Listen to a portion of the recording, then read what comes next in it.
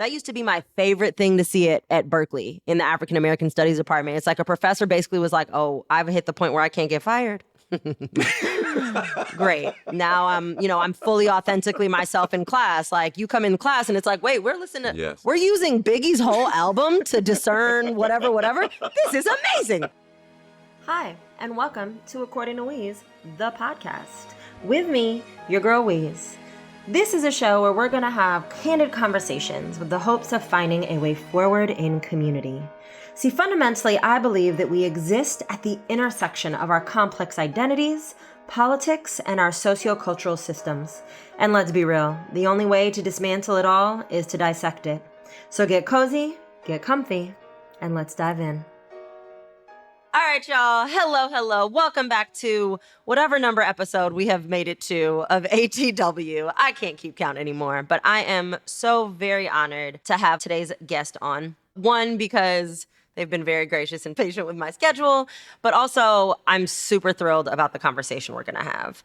Today, we have Corey Evan Leek. I mean, podcaster, speaker, equity, anti-racism, educator, overall, super cool dude. Golfer. Cannot leave out the golf.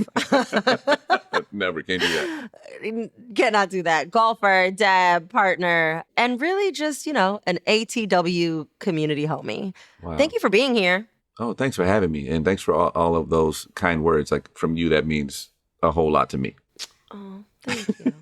I love when you're in community with people where you like feel the same way about each other. You're like, man, like I could say so many dope things about you. And when you say nice things, I'm like, oh, that means so much.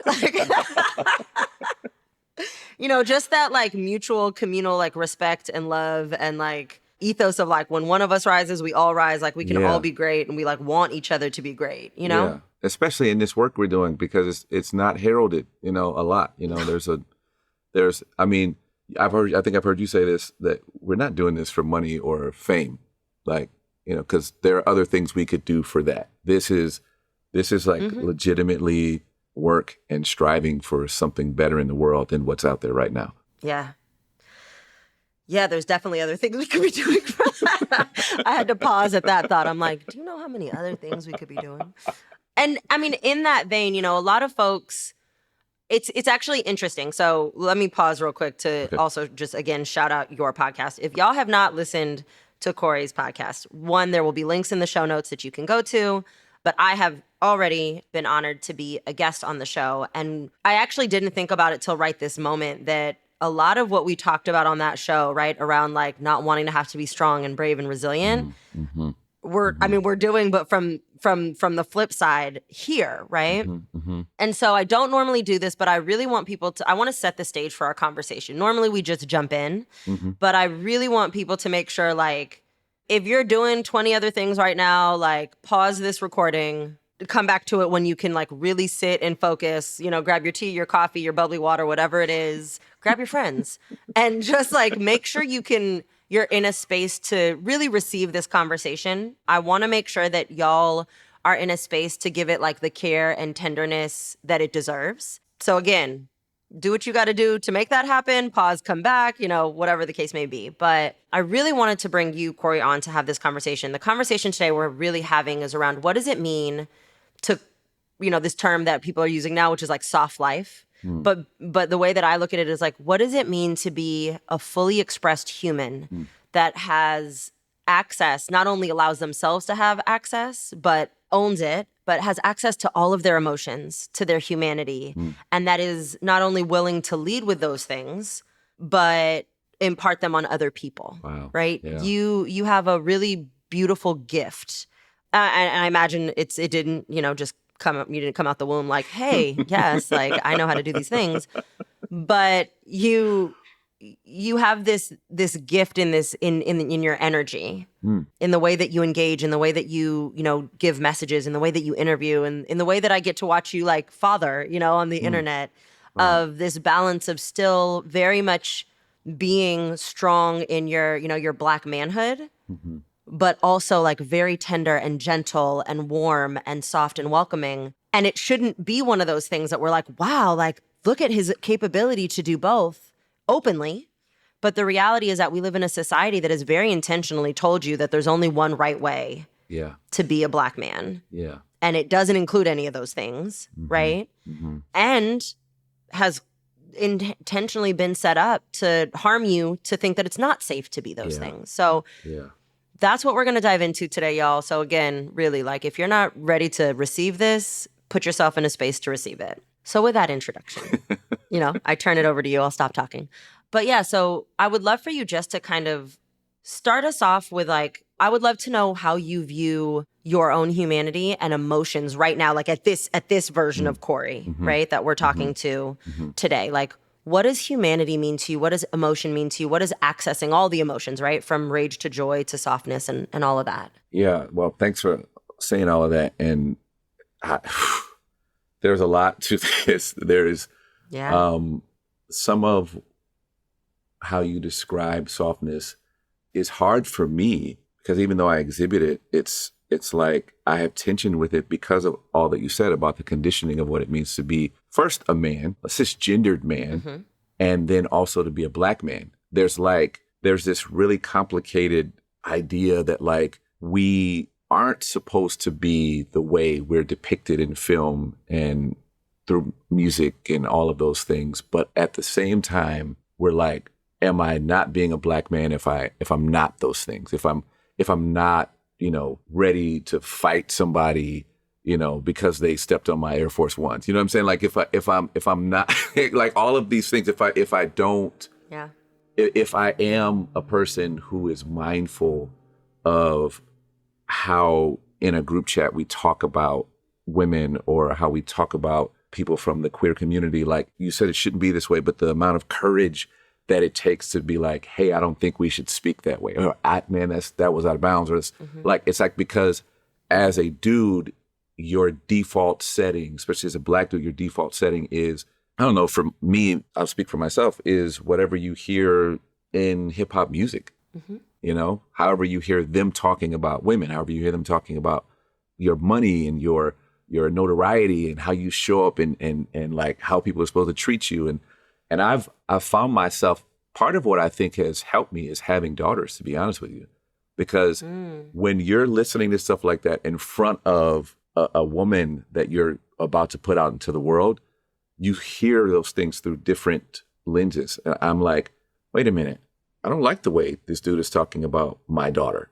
Yeah. And I don't like the fact that you're listening to it. I mean, I cannot tell you how many arguments I've had with my daughter, who loves a lot of these artists that, they're great artists, but like the things that they're saying, I'm like, how do you listen to this? Like, how do you hear him talk about women like that? And you're like, it doesn't bother you. And so we have these back and forths. It's just music. And I'm like, okay, fine. I'm old, like whatever. Like, but I don't know. I don't know what I'm talking about. I mean, but I like, I think it's overblown how much proximity can actually have an effect on our behavior.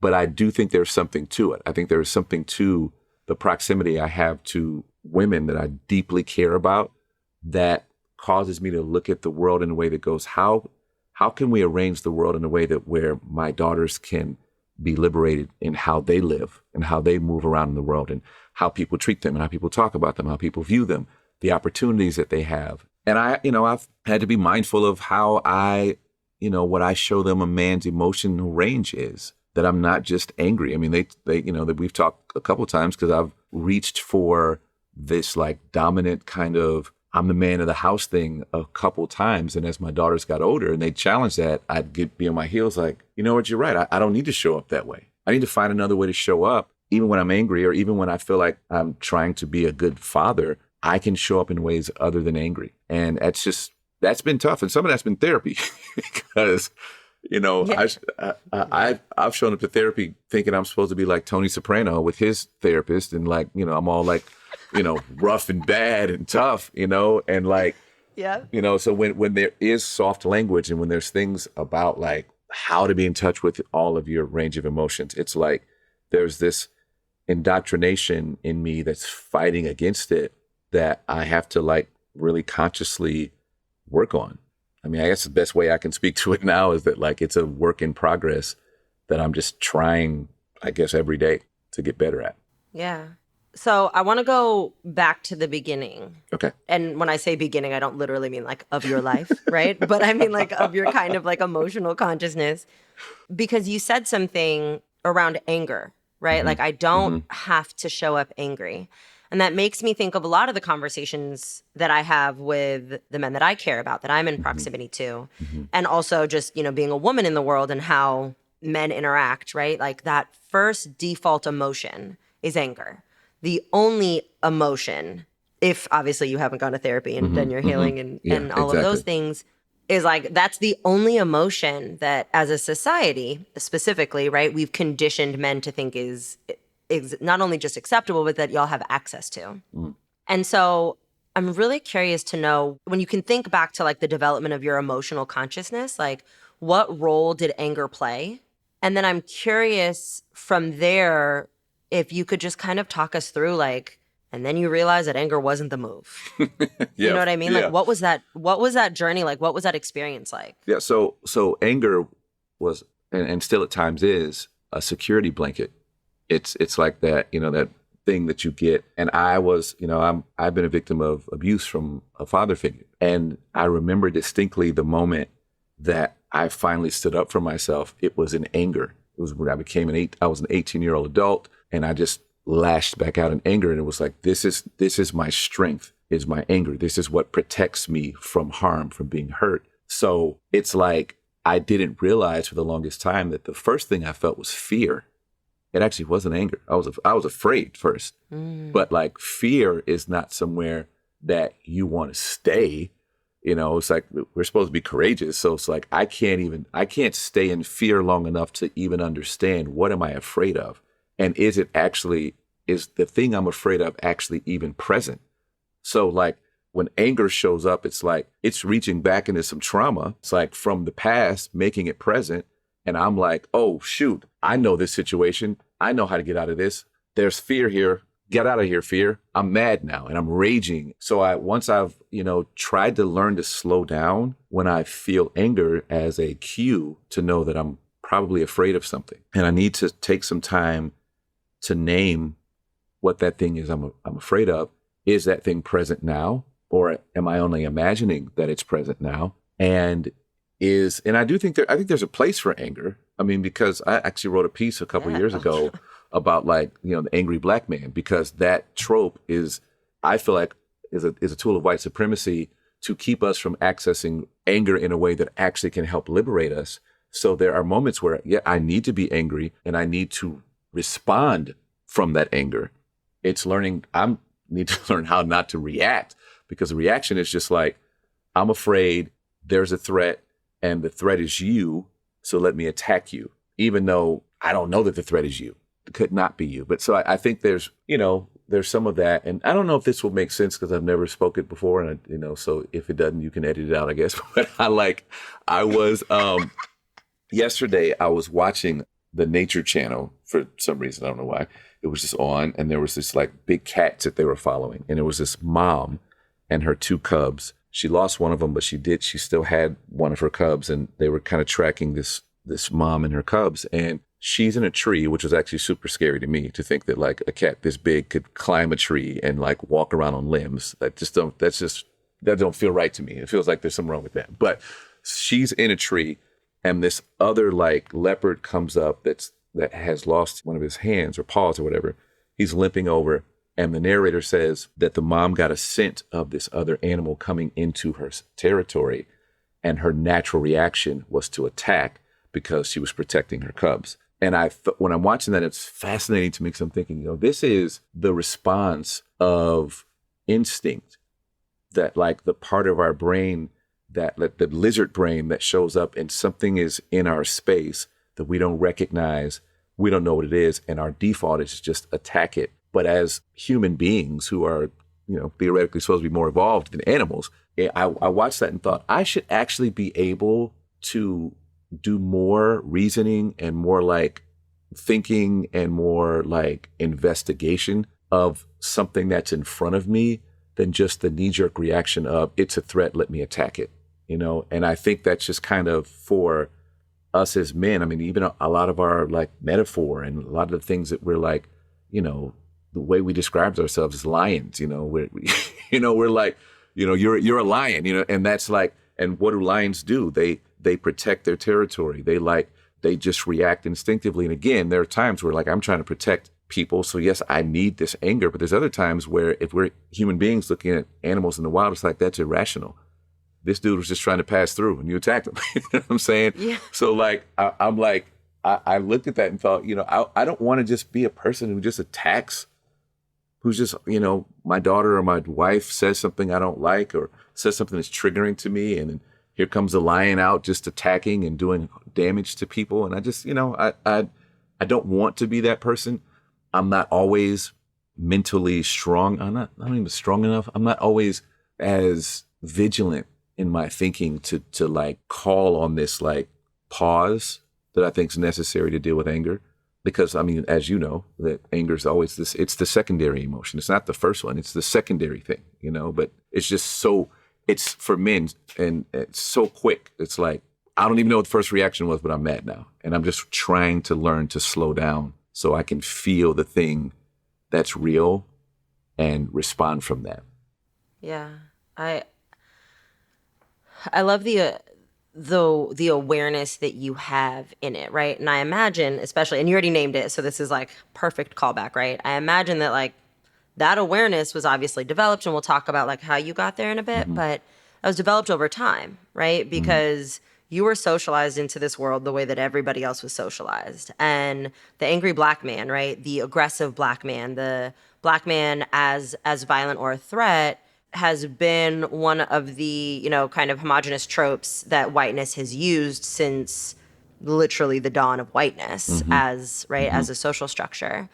And so, for y'all listening, we'll link, if you still have it published, we'll link the actual article so that people can read it more in depth. But I would love you to touch on just, who is the angry black man, right? And what was the purpose in society? But then more importantly, how did you begin to reconcile who you are told by society you're supposed to be or you're only capable of being versus who you actually know yourself to be?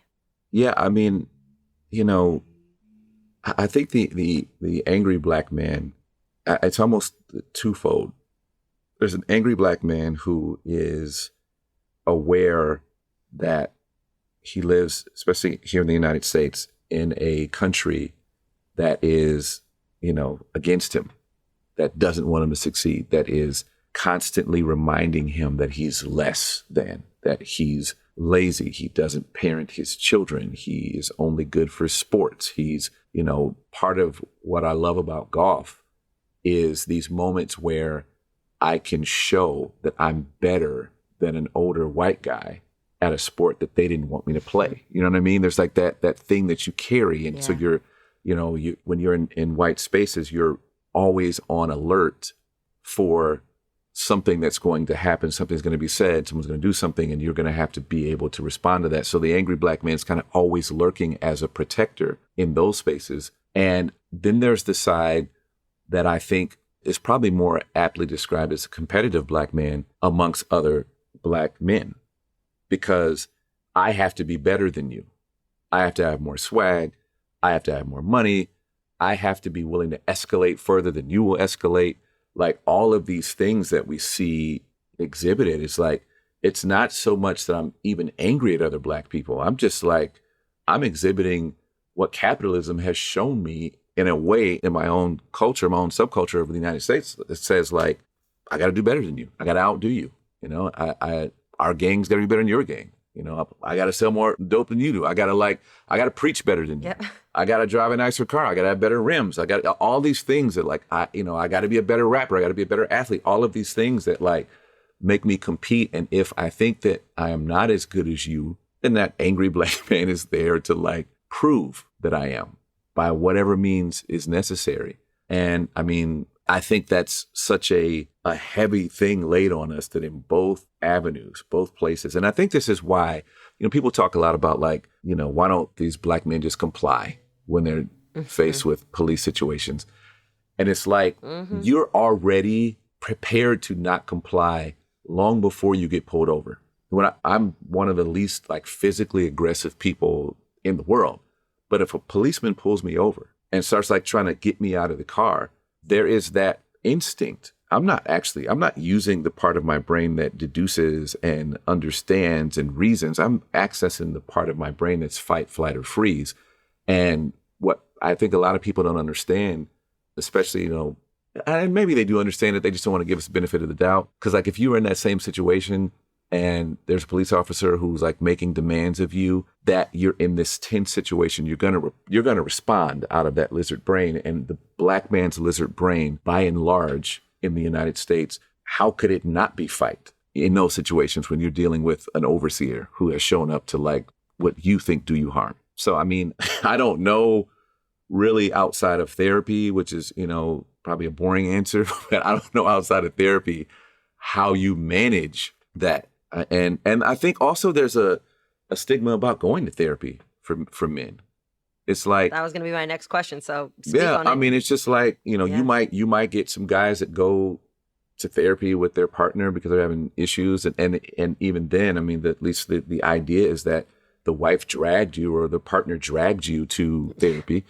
But like just to sign up to go to therapy yourself is a sign in the culture can be a sign of weakness. At least that's the stigma. It's like you were weak, so you went and saw a therapist. You couldn't manage your own emotions, or what do you mean you're going to a therapist? It's like there's this idea of this softness that is like, it's, I think the brilliance of it, to be honest, is that our central nervous systems are going, softness can get you killed.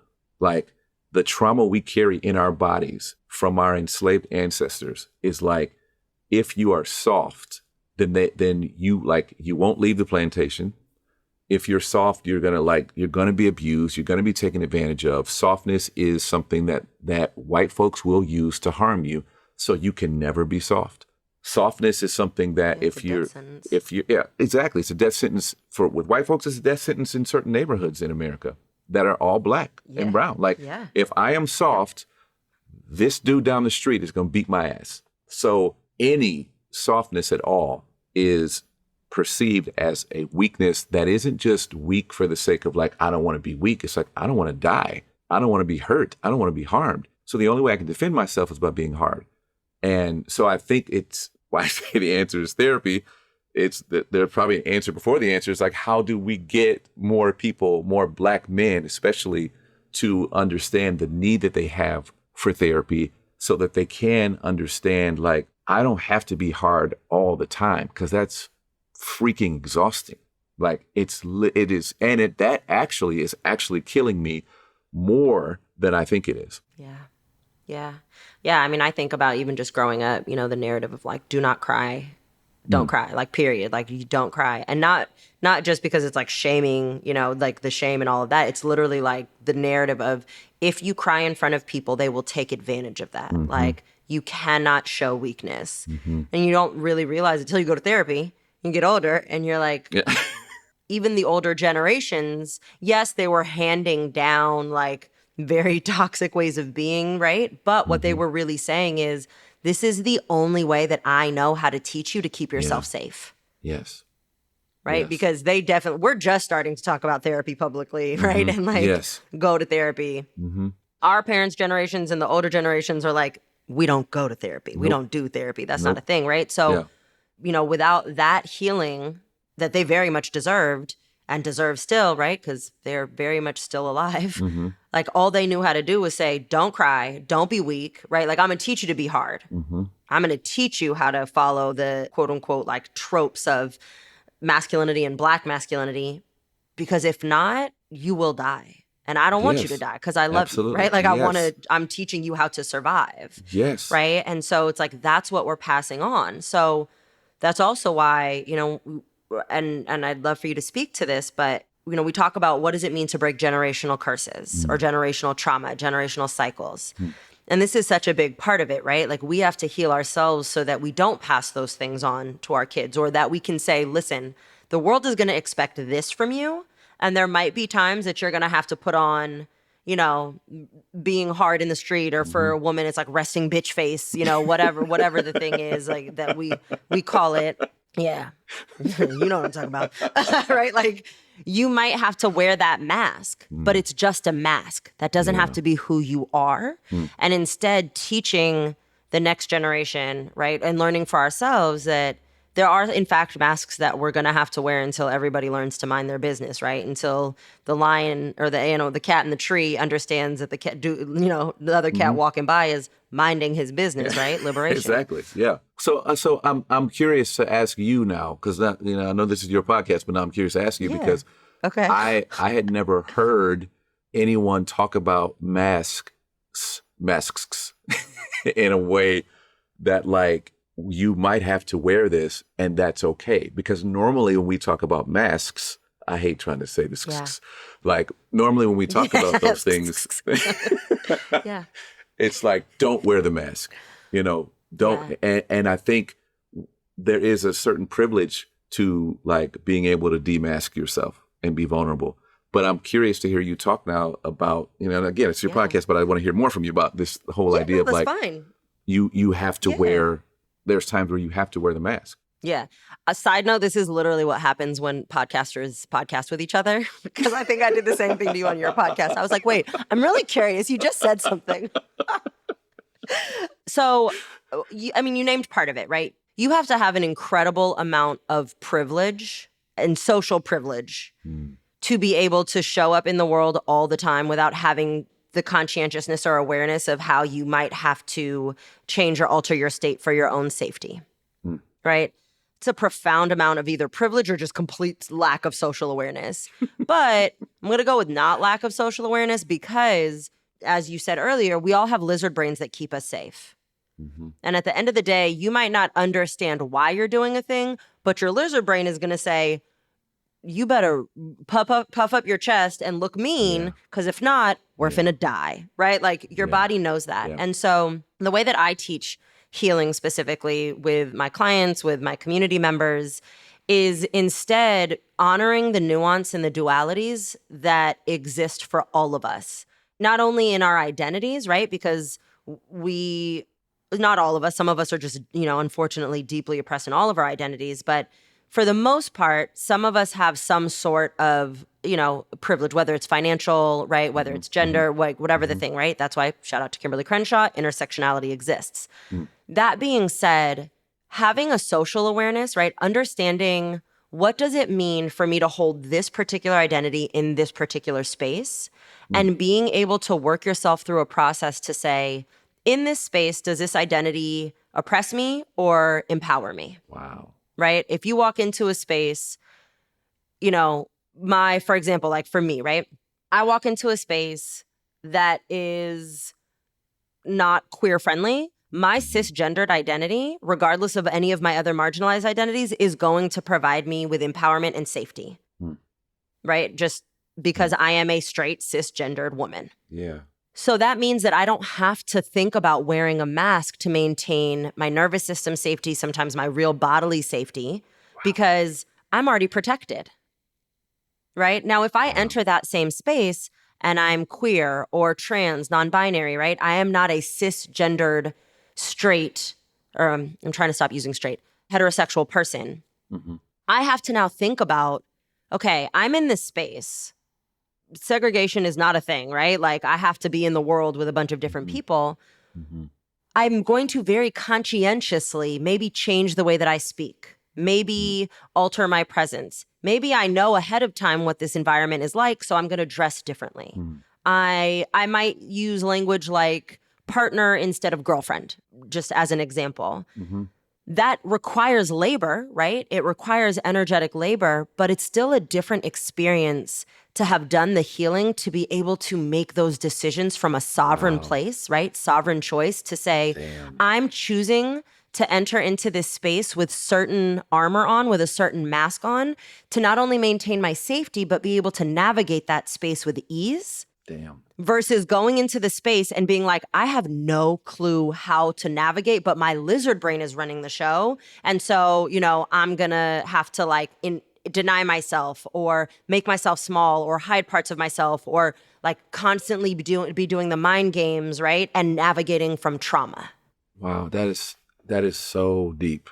Like so good. And so one of the things that I thought about when you were saying that, it was sort of hearkening back to Yeah. my, Christian tradition stuff. Like there's this, I used to think that when Jesus talked about turning the other cheek, or like, if they ask you to walk 1 mile, walk two, that this was like some sort of like really meek and mild, like cowardly act. But when you just talked about operating from a place of sovereignty, I think that's what that is. It's more so saying, if they demand something of you, you have agency and autonomy, turn the other cheek, go the extra mile, because not only is it your survival, but it's also a part of you saying, I'm choosing to do this. Like this is my agency and my choice to do this, my sovereignty. And like, it so blew me away to hear you say that, like, because there's so much amongst Black and brown folks, this term sellout, right? So when you decide to do something for the sake of your survival, that all of us would do, it's like, Period. You sold out. Yeah. Exactly. Like you sold, it's like the line that Michael B. Jordan says in the first Black Panther, when he says, I would rather have drowned in the ocean than to be enslaved. Yep. And there are some people who may have that, like, I would rather that. But it doesn't mean that the folks who did not choose to drown and chose, I want to survive, I want to live, even if living is an enslaved way of living. It's why Kanye West saying a couple years ago that slavery was a choice was so effing egregious, because it's like, okay, maybe, but it was a choice of survival. It wasn't like you had better options. You know what I'm saying? It was like, right. It was like the choice between suicide by drowning or trying to survive amidst not knowing what was to come. exactly, right? And Is and that I a think choice? No, there's no sovereignty in that. Exactly. And I think too many of us are too hard on people who made survival choices and made them from a place of absolute like power. It's like, I chose to do this to survive. This is a choice that I made. I was conscious of it. And you're right. I do think that it takes a certain level of emotional awareness and health to be able to make those decisions, knowing that you may be criticized for doing it, but it's like, hey, I get it. Like, you don't understand this, and that's fine. But I'm making this choice from a place of power, not a place of weakness. Right.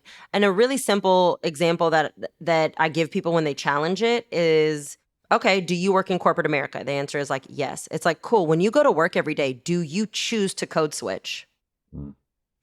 And people are like, well, yeah, obviously, because I want to get a promotion and I want to get this. And I know if I don't, they're going to look at me like this. And I'm the smartest person in here. And I'm like, right.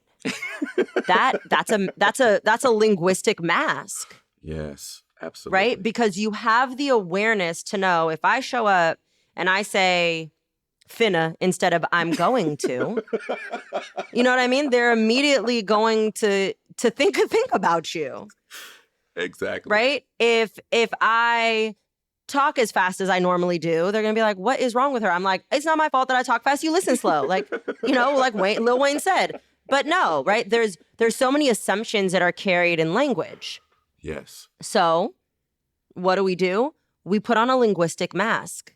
Now, again, the difference is it a sovereign choice to say, oh, I understand the game that we're playing?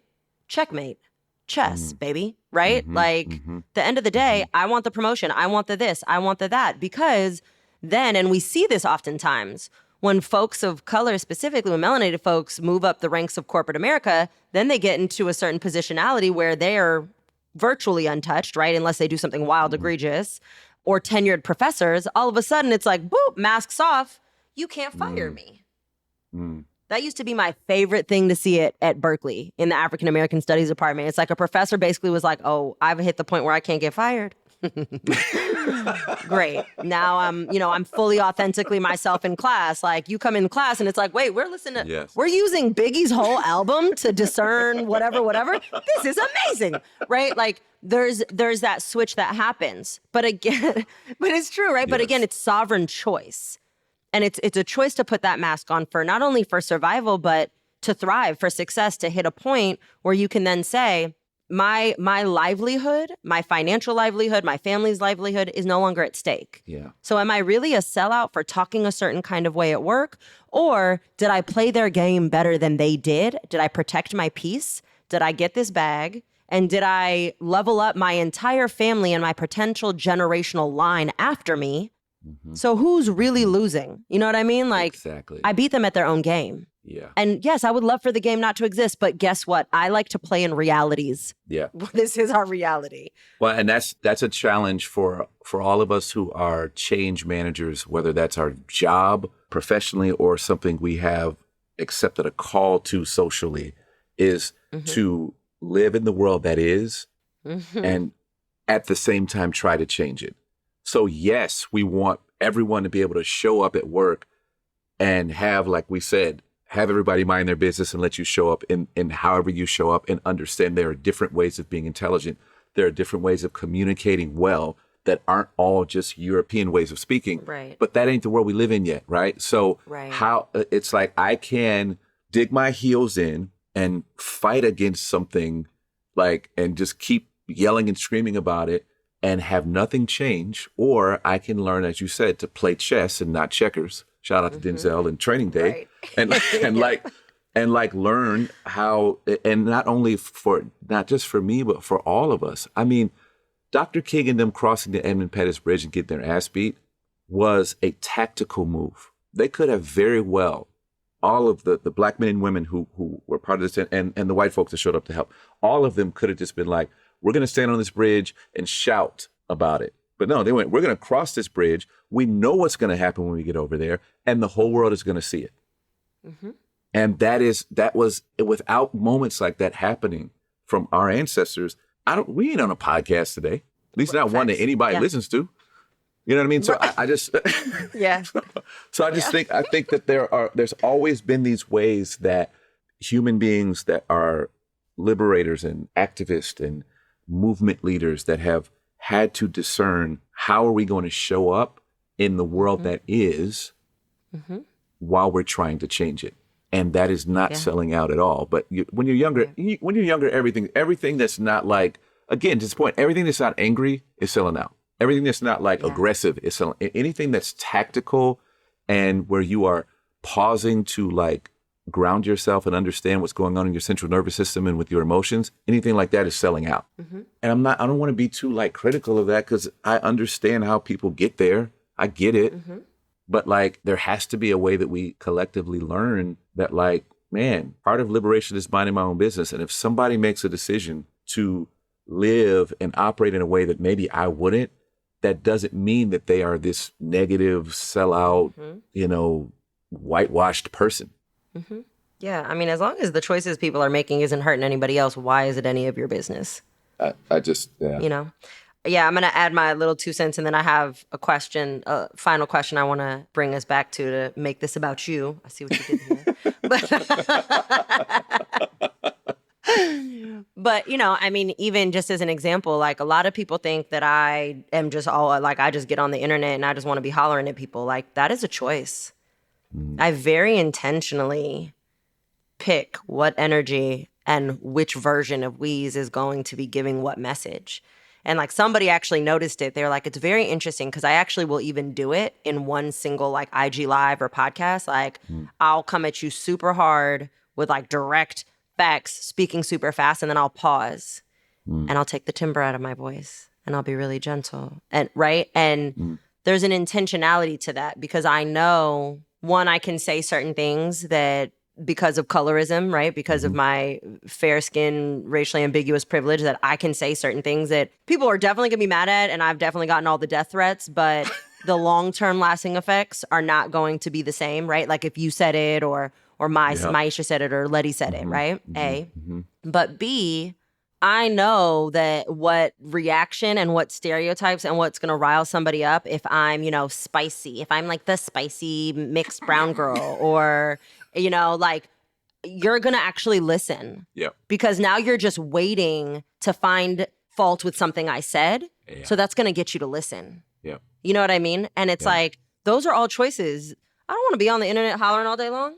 I'd love to just sit here and be like, let me educate you. Like, when I walk into Cal and teach these kids, it's like, cool, here's the information. I don't have to put on the performance. Even all of those are masks. Yeah.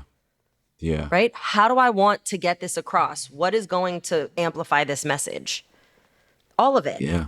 all of Yeah. it. And I would not have been able to do that if I didn't have, the awareness and therapy and all those things. So speaking of Exactly. therapy, because we know, right? Like therapy, people do say therapy is the boring answer, but we regret to inform you, I don't know how else you plan on healing if it's Yeah, not seriously. therapy. And therapy means a lot of different things, right? For me, at first, my therapy journey did not include talk therapy because I wasn't healed enough yet to be okay being, verbally vulnerable. I was like, I don't trust y'all. Like, I'm gonna tell you my secrets. You're gonna use them against me. No, you write them down in a book. Hell nah. Like, this is not happening, right? So for me, it was like, it's true. This is really my journey, right? So for me, it was like body movement, dance, very intentional, like embodiment therapy, dance therapy. And then I realized that unbeknownst to me, boxing had been a source of my therapy for like, since I was a teen. And then I graduated into, other modalities and other versions of therapy and energy work and blah, blah, blah. My life had to like fall apart because of a divorce for me to be like, well, I have two options, right? I can either be a broken, shattered version of myself and all the notions that I thought, could be, or I could do this really terrifying thing that like we don't do and like actually go practice some of the things that I'm teaching other people, but like heal it, right? So that was my pivotal moment for me. I'm curious to know, like, what was the thing that happened that oriented you towards accepting a path of healing, specifically through therapy? Yeah, so there's a couple moments. The first one is, I don't think there is any greater teacher than a intimate partnership with another adult human where you're trying to share one life together, two different backgrounds, two different ways of viewing the world, but somehow you wound up together and then it's all great. I mean, we modern times we tend to marry for romance. They're not arranged anymore. So like we fell in love with someone and then we realized that like, oh, they don't clean up behind themselves or they have these other things that go on. And you're like, oh, I'm shocked that I'm shocked you're a human being. Because when I was in love with you, it's just like, you're this unicorn that's just, everything is beautiful. And then like, but when you have to learn to share a life, there is inevitably conflict that arises. And so my first bout with therapy was because there was conflict with my partner that we just couldn't resolve on our own. And I fell in love with therapy. I'm like, dude, at this point I was a hella evangelical. And I'm like, this is way better than church. Like, this is amazing. Like, what? People say stuff like this? And then, so that was the first iteration. And more recently for myself personally, when my dad passed away like 5 years ago, I remember it was me, my mom, my two brothers in the room with my dad's body the night before the funeral. And I had this thought, I sort of recalled all of the car rides and the meals we shared together. I'm like, this is the last time we'll all be in the room together physically like this. And it messed with me. Like it really did. Like, and I think it's almost like we're all aware, which I hate that we're going to die. Like we're aware of that. Like other animals aren't. Like we walk around every day with that in our consciousness, but it just became even more real. It's almost like the line moved and I knew that like, oh, I'm closer to it now because my dad's gone. And the flight home from that funeral was when I had my first panic attack. I didn't know it was a panic attack. I just thought I was dying. I'm like, what's happening? I'm on this airplane and I'm panicking, freaking out. And I decided to go to a therapist to talk about grief and the sort of existential crisis I was having over my own mortality, which like forced me to really start thinking and talking about things. And then the last time I'm like, I broke down. I mean, I went into full on anxiety because I was battling with all these jackasses on the internet about anti-racism and religious deconstruction. So, I mean, if you like any one of those things is like a freaking hornet's nest. Both of them combined, it's like a Sharknado. It's like I was dealing with on a regular basis. And like, I started to, I remember I was riding in my car and I'm like, hey, you can't sustain this forever. You might need to take a break. And then a couple weeks later, I started having all of these anxious feelings that wouldn't go away and had to talk through all of that through therapy and then learning to sit with that anxiety and like not to be in such a hurry to run away from it, but to like sit in it and go, what is the threat I'm perceiving? What is it that I believe about the world? What is it that I believe about death? What is it that I believe about people? And like therapy became like this necessity And I will say, at least to my knowledge, you may know differently. Therapy is a bit of a privilege to be able to go to, because it ain't free, and I mean, there's sliding scales and things like that I think it's important that people know to ask for a sliding scale if you can, if you're going to see a therapist. But like, it's a bit of a privilege to be able to do it. But like, I would tell you that, we've just made that sacrifice, in our house. It's like, what are you going to pay for it? I mean, it's like, yeah, shelter, food, therapy. It's like, it's a value, it's a priority. It's important because I want to be able to live in this world with access to all of my emotions and be able to talk about things without having to show up in ways that are toxic and harmful to the people I love around me. Yeah, absolutely. On that note, just a little asterisk, it is 100% a privilege. But if anyone is listening and is like, man, I either want to get back to therapy or try therapy, obviously state to state is different. But like in California, for example, if you have Medi-Cal or Medicare, there's a list. Obviously, there's always a wait to get a therapist, but they do offer therapy. There's also organizations nationally and state to state that will fund therapy or at least group support. So there are definitely resources out there. I think in a previous episode, we might have put it in the show notes, but I can refine those for folks, because therapy is accessible on a lot of levels. But the unfortunate reality is that really good therapists that are not overworked are not, accessible unless it's through a specific grant or, foundation kind of thing. Just like lawyers, right? Like, you need a lawyer, like you could get one, but we all know the horrors of that. Right, exactly. So before we wrap up, I would love it if you could just impart some words. I mean, for anybody that, wants to embark on their healing journey, but specifically to the Black men that are listening, to our, Black brothers. We don't publicly tell y'all enough that we love you and we support you and that we are here for you to, fall apart and be emotional and be vulnerable and be messy. So first, like, let me do that, right? To hold your humanness. We don't do that enough.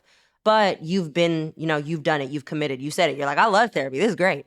Like, what would you say, even to the younger you, that was maybe like, man, I don't go to therapy. Like, I'm gonna just be hard and angry.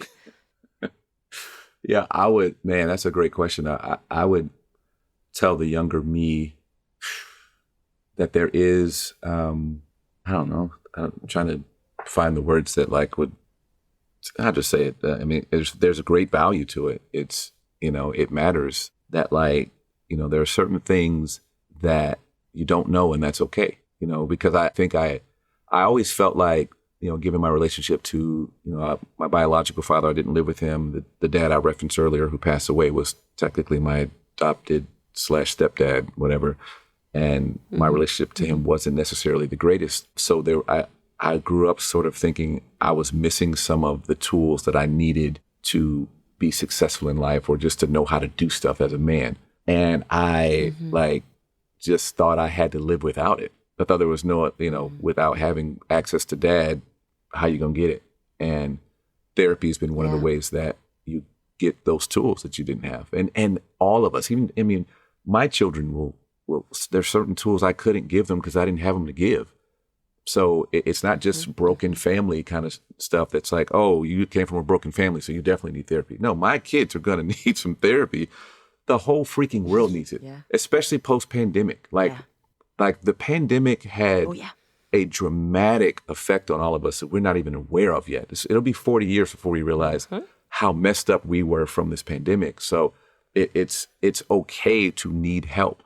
I don't know who coined the phrase, it's okay not to be okay, but, shout out to whoever that person was, especially if that was a Black woman. If it was a white dude, I don't care. Right. Like it mostly was. I'll put money on it being a Black woman. But or like Black woman, Black femme, exactly. Somebody. Yeah, but like if it's like, one of the things that I've recently learned in therapy is to suspend this notion of putting right and wrong on everything, on what I feel, what I think, what I believe, and all of this, like, this is right, this is wrong, but just going, it is. And it doesn't need anything after the is. It is. And so it is that you don't have all the tools you need for whatever reason. And it's okay to recognize that and to go get help for those things. I love that.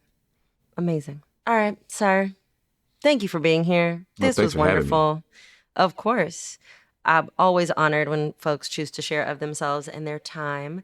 Y'all peep the show notes. If you're not already following Query, his IG, all his handles, all the things will be in there. And if you have not listened to the Existential Podcast, I highly, highly, highly suggest it. Not just because I've been on it, but just generally, it's a phenomenal body of work. That is one of our most listened to episodes, by the way, the one that you were on. People love it. Is it really? Yeah, they love it. That's dope. Yeah.